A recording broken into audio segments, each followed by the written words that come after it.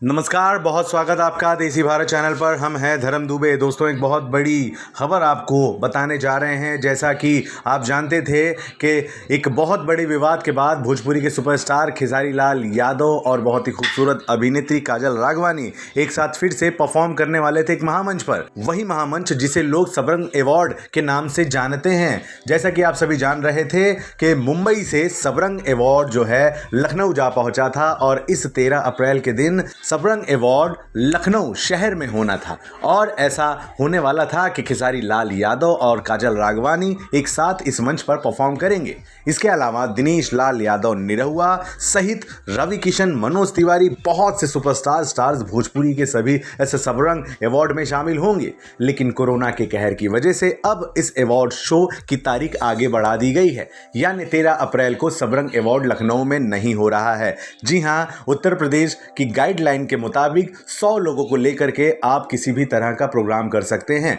लेकिन Sabrang award show में कम से कम 400 से 500 लोगों का आगमन होना था। 100 लोगों में तो ये अवार्ड हो ही नहीं सकता, क्योंकि 80 से ज़्यादा टेक्नीशियन ही इस अवार्ड में काम कर रहे हैं। ऐसे में अब इस अवार्ड शो को 13 तारीख से बढ़ाकर आगे के लिए ले जाया गया है, लेकिन तारीख अभी तक कंफर्म नहीं है। तो कहीं ना कहीं दुख की बात ज़रूर है कि आप अब काजल राघवानी के साथ खेसारी लाल यादव के परफॉर्म को मिस करेंगे।